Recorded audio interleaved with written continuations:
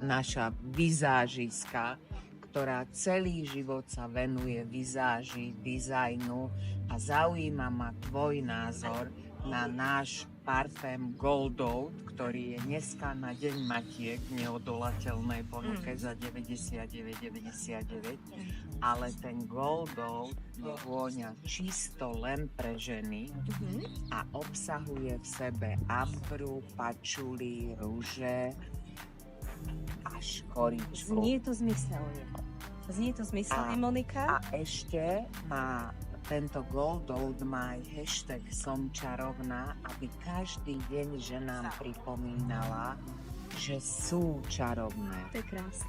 Tak Lebo vidím ja čarovná. všetko robím s afirmáciami, lebo to je najdôležitejšie. A som zvedavá na tvoj názor. Šúchať nejdem.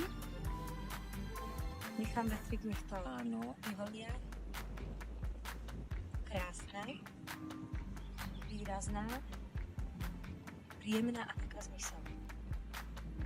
A to povedala vizážiska. Krásna. Mňa by zaujímalo, A že v čo tom poviete vetre? zase na takúto ovocnú kvetinu. To je Dánska? zase vôňa chrys. A, Tak. čisto dánsk. Christmas, takže to máme vianočnú. Nie, to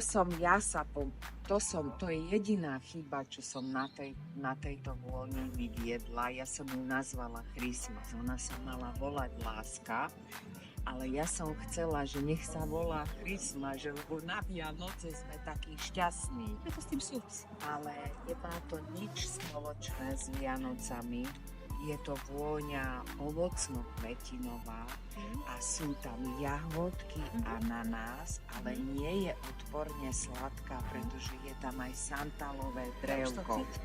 No daj. Ja už to cítim, to Cítiš? nemám nič, cítim. To ten vietor, To tak ten vanie vietor a to on mi ten to tak oud. ako...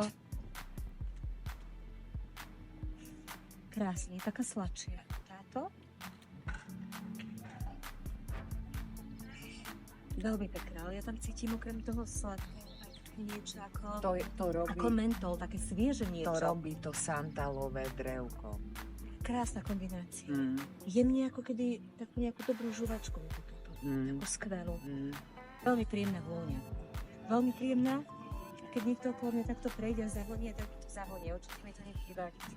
Alebo keď niekoho stretnem v metre, alebo zacítim električka, ktorý takto hodia, tak to je super. Pekné, veľmi pekné, veľmi pekné. Ďakujem za Veľmi tvoj pekné. vizážistický názor.